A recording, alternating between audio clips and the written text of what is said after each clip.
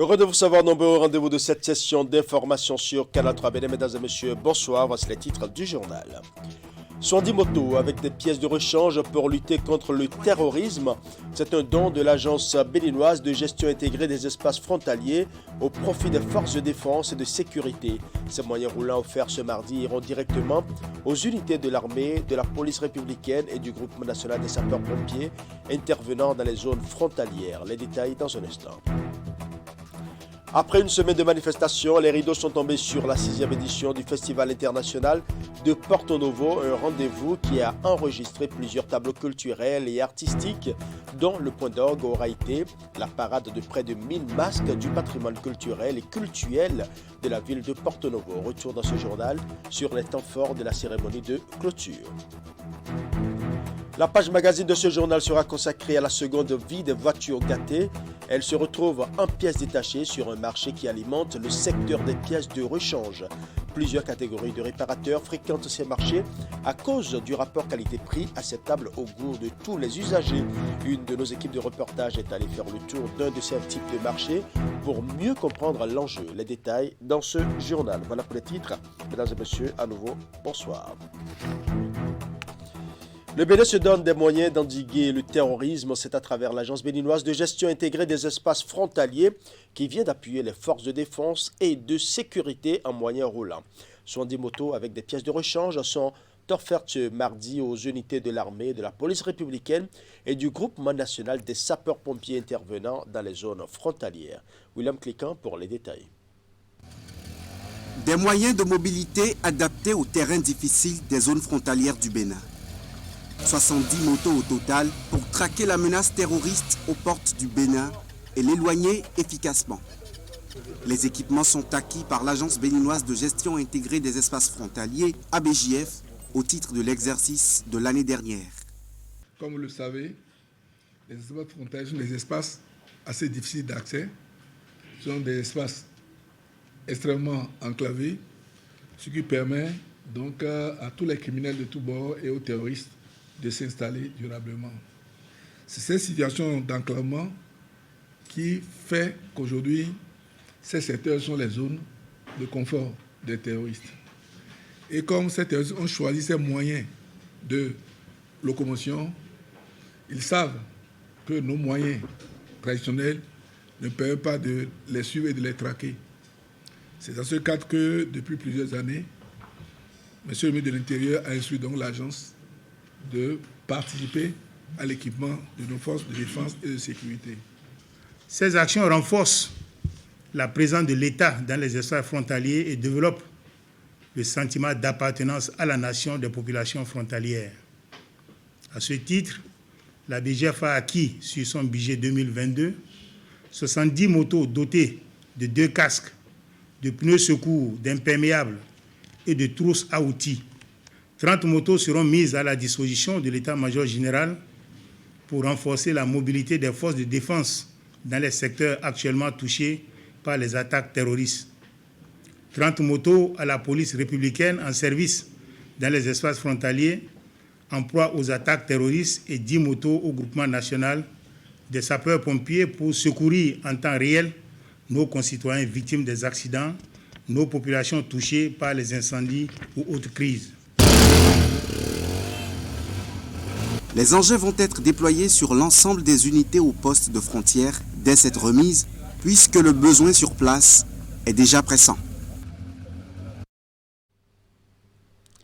Et puisque nous parlons d'attaque contre la République, c'est le moment de célébrer les 10 fils du Bénin qui sont tombés sous les balles des ennemis le 16 janvier 1977, une agression perpétrée par un groupe de mercenaires. Une fois encore, l'état-major des forces armées béninoises vient de commémorer la victoire sur les agresseurs et rend hommage aux martyrs en ce jour souvenir à travers une cérémonie de dépôt de gerbes effectuée à la place du souvenir. Assimo Kayansomo pour les détails. 46 ans qu'ils sont tombés en défendant leur patrie et ce 16 janvier, leurs frères d'armes leur rendent hommage à ce dépôt de gerbes. Pour la circonstance, les familles de ces victimes de l'agression que le gouvernement militaire révolutionnaire qualifiait d'impérialistes sont présentes. C'est le chef d'état-major général des armées le général de brigade Fructueux Baguidi, qui a présidé la cérémonie à la mémoire des dignes fils. Ce 16 janvier, nous rendons hommage à nos compatriotes qui sont tombés sous des balles ennemies, des balles lâches. Ils se sont défendus avec les moyens de bord. Nous ne pouvons pas les oublier. Le dimanche 16 janvier 1977, Mathieu Tossou, Yessoufou Lassisi, Kassim Alassane, Paulin Toto, Pascal Daba Pampo, Basile Abiodun Bamboche, Sylvain Comlan étaient lâchement tués par des mercenaires. L'objectif de ces derniers, c'était de prendre le pouvoir aux militaires en place, mais ils ont été cueillis par des tirs nourris et ont dû repartir en trombe. Une détermination des forces armées populaires qui constitue aujourd'hui pour le chef d'état-major un exemple à suivre. Et l'histoire se répète aujourd'hui. Aujourd'hui, nous sommes attaqués par un ennemi lâche.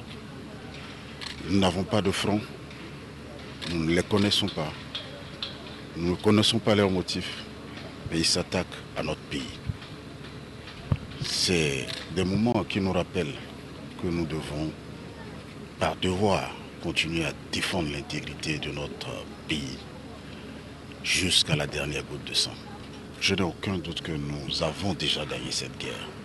Ils continueront à déclencher de petites escarmouches de part et d'autre de nos positions, mais ils ne nous vaincront jamais. Notre pays ne peut pas tomber aux mains de ces lâches.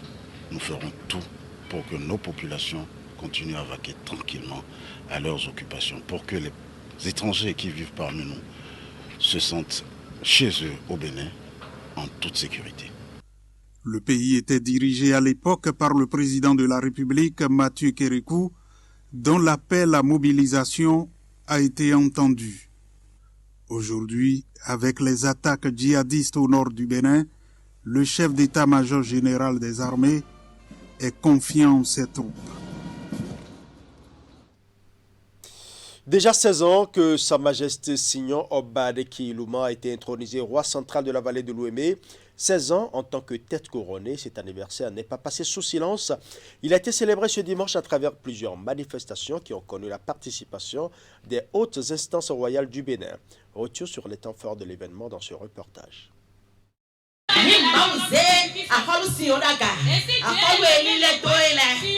C'est par cette messe d'action de grâce que Sa Majesté Signon Oba Adeki Ilouma, roi central de la vallée de l'Ouémé, a démarré les manifestations de la célébration du 16e anniversaire de son accession au trône.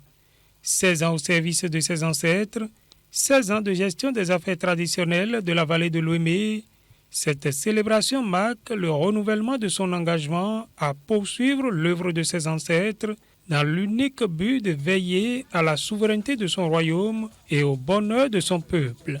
Chère population, la célébration aujourd'hui de cette glorieuse fête va bien au-delà de la commémoration de mon intronisation.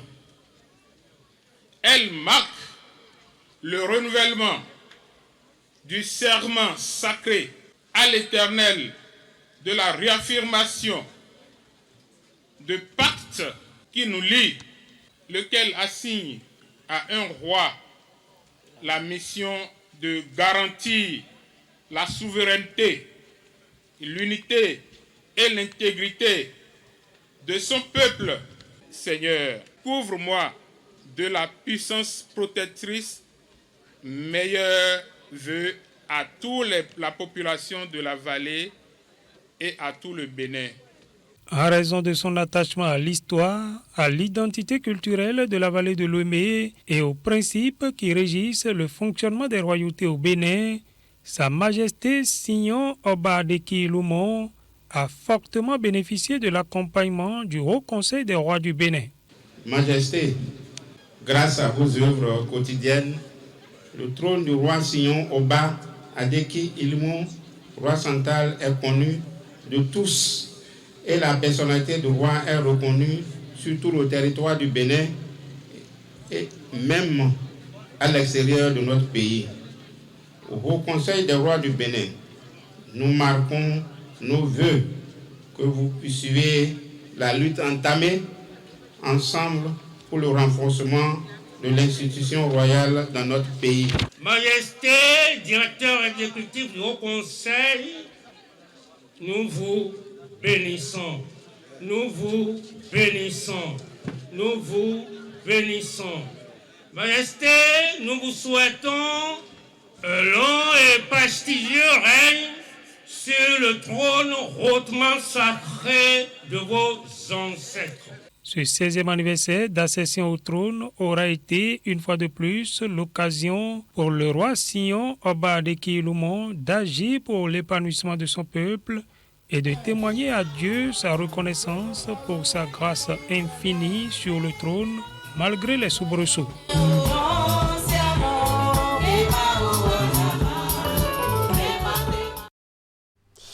Après une semaine de manifestations, les rideaux sont tombés sur la 6e édition du Festival international de Porto Novo. Un rendez-vous qui a enregistré plusieurs tableaux culturels et artistiques dont le point d'orgue aura été la parade de près de 1000 masques du patrimoine culturel et cultuel de la ville de Porto Novo. Nous allons suivre. Ce défilé des divinités vaudou et des masques culturels est l'un des rendez-vous majeurs de la 6e édition du Festival international de Porto Novo. Désormais appelée Porto Masque Parade, cette déambulation qui a réuni près de 1000 masques a tenu en haleine populations et touristes qui ont effectué le déplacement. Des Angbetor, des Egungun, des Gunuko et plusieurs autres divinités et masques ont défilé, montrant le riche patrimoine culturel de la ville de Porto Novo et du Bénin. Si cette 6e édition du FIP a été une réussite, c'est grâce à la contribution de plusieurs partenaires et le maire Charlemagne Yakoti n'a pas manqué de les remercier au nom de la ville.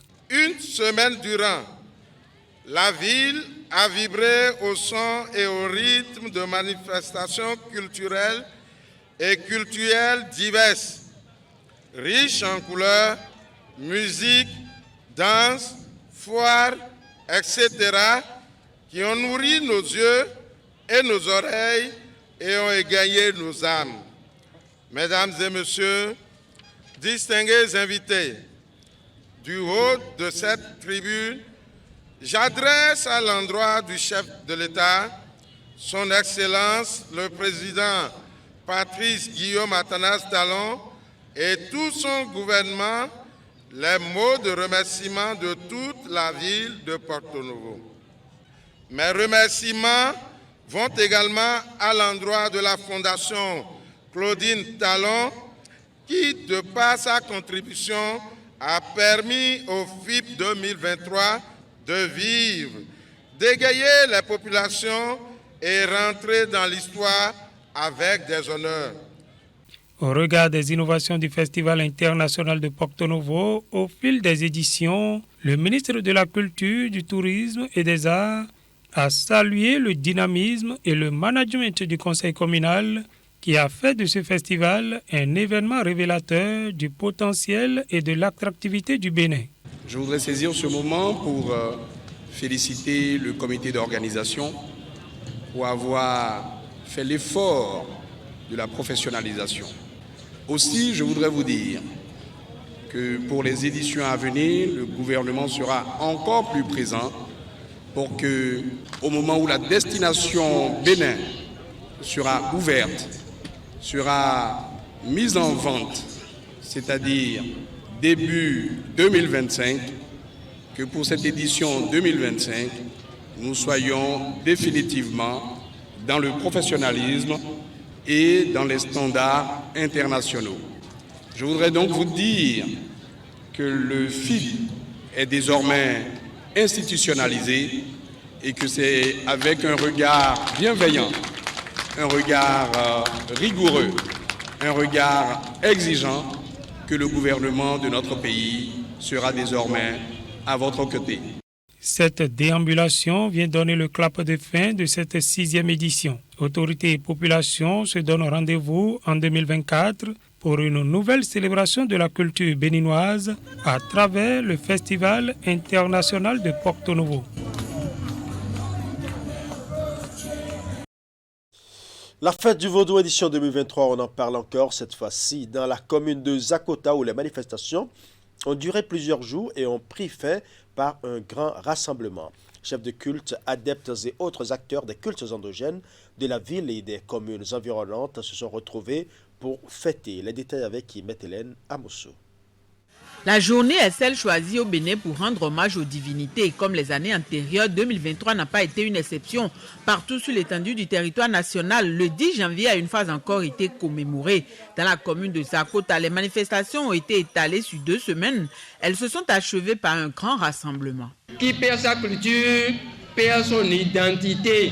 Vaudouan, nous mettons et ma camarade, c'est un noyau, et non noyau, on met à tout nous jouer de coups on cause au mabou et après ton temps pour se mêler nous mais tout calé do benubi si jera da jouer do coups on mabou et d'avono question sudo rando vosi bi bodo mi bi mi wadu ko mi to ero konche fi on vogun bo fi we inole e zakota fi kere ro do fi agban zun do fi zobo domaine do fi Convent fi, Wenri no fi, Sanado no fi. Gangola median, on profite pour bio sunu kudo nyon kudo tokudo fide medo bene pon la me. Bo mato tokuyoton, bo mato akome jodea, e mato nuevea, e mato nu anu yo, ni le ko boy honto tome. Boy by de so bebe na fani. Les retrouvailles organisées par un comité mis sur pied à cet effet ont connu le soutien de Dazo Edo, Wenumambu Kujetcheun. Sur initiative de ce dernier, ils ont été nombreux à rallier Tenji. Les réjouissances marquent la fin de 2 semaines de divers rituels, libations, prières ainsi que de sacrifices pour conjurer les mauvais sorts, mais également pour demander aux dieux et les esprits de veiller davantage sur les Béninois et faire prévaloir la paix. Pour la circonstance, on a surtout prié pour les gouvernants afin qu'ils soient éclairés et prennent toujours les bonnes décisions pour le développement du pays. Mais à Dogbenu Togan, Sisi Djaka, Patrice Talon, mais nous avons déjà prié pour le pays, nous avons prié pour la nation, nous avons prié pour le gouvernement. Donc il faut vous dire que le patriarche qui est notre père spirituel, qui est Da Zoedo Wenumambu, c'est lui l'initié, le grand initié. La fête du 10 janvier est la seule fête qui réconcilie l'homme noir avec sa culture, avec ses sources, avec ses origines. C'est l'unique fête que nous avions. Nos ancêtres avaient leur manière de communiquer avec leur Dieu. Nous devons féliciter aujourd'hui les dignitaires, les rares dignitaires que nous avions encore aujourd'hui, qui sont les gardiens de temple, qui sont là pour sauvegarder, pour préserver le patrimoine culturel vaudou.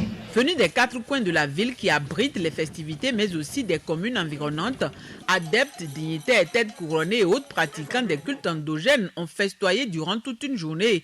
Ils avaient à leur côté des responsables de plusieurs grands couvents, de même que des initiés et des personnalités. Les festivités ont été meublées d'animations diverses assurées par des groupes d'adeptes de plusieurs divinités. La fête a été belle. Les organisateurs promettent mettre les bouchées doubles à la prochaine édition, toujours avec l'aide de Daku Djetcheun, à qui ils souhaitent une santé de fer et la longévité. Parlons politique à présent. Dans la première circonscription électorale, c'est l'heure des remerciements après la proclamation des résultats définitifs par la Cour constitutionnelle.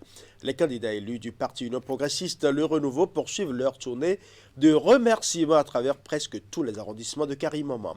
Ces retrouvailles sont de véritables moments de fête, mais aussi d'engagement pour 2026. Nous allons suivre. Merci beaucoup. La prochaine fois, nous voulons les 100% ici.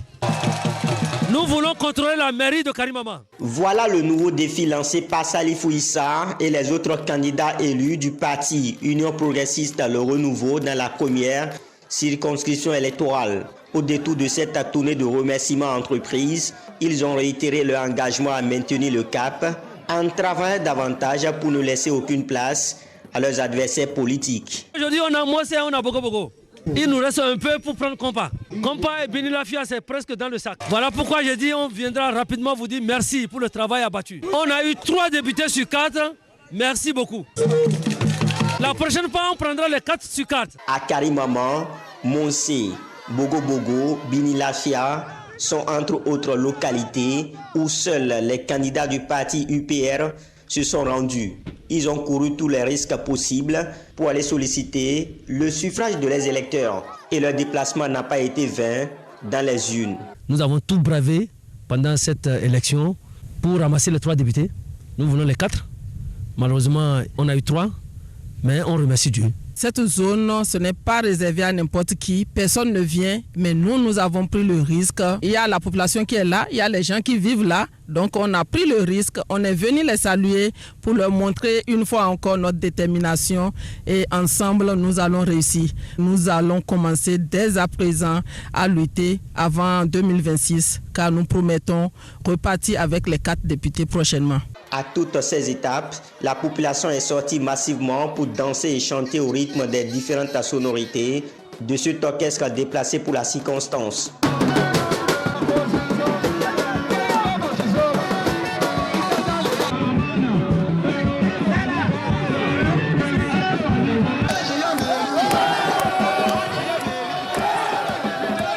Tous ces sympathisants ne comptent ménager aucun effort pour à chaque occasion témoigner leur fidélité au parti du Baobab à travers la personne de Salifou Issa. Nous, ici à Mossé, nous sommes toujours prêts pour l'honorable Issa Salifou. Issa Salifou, ce n'est pas aujourd'hui que nous sommes avec lui. Nous sommes avec lui aujourd'hui et on a vu ce que nous avons fait. Ici à Mossé, on a 3 caisses. Et les 3 caisses là sont pour les progressistes, le renouveau. Donc, nous allons encore voter pour l'honorable Issa Salifou en 2026. L'Union progressiste, le renouveau, reste le parti détenteur de la majorité et ses acteurs ne comptent pas baisser les bras pour le demeurer en vue d'une victoire plus écrasante en 2026.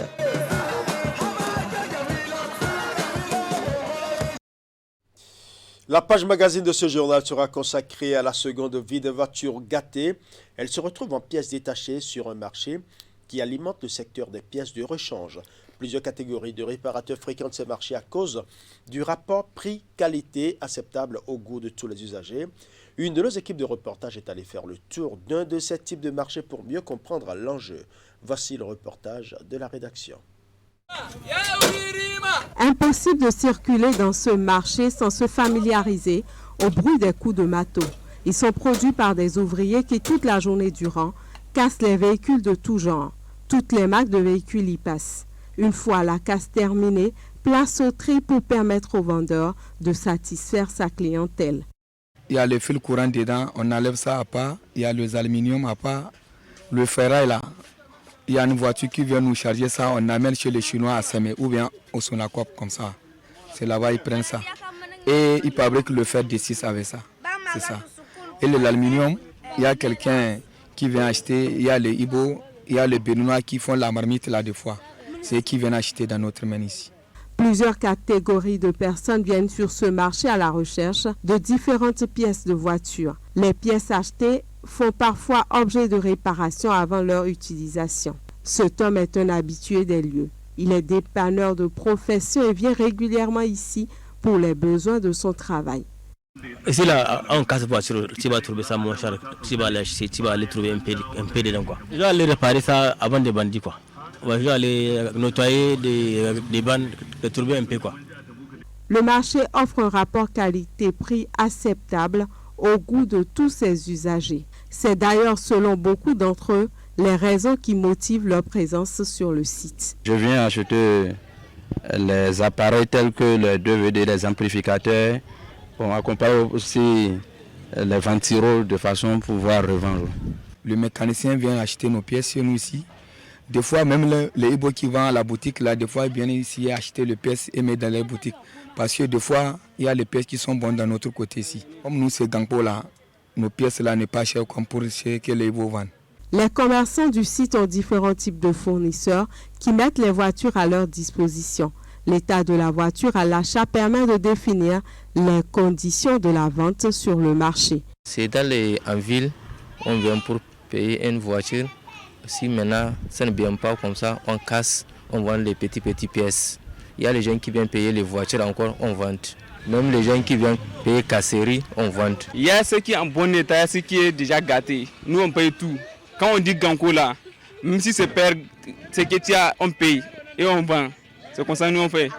Une voiture, quel que soit son état, a sa place sur ce marché, au grand bonheur des commerçants et des acteurs de divers corps de métier. C'est un monde des affaires organisées autour des voitures, des pièces de voiture et de la ferraille.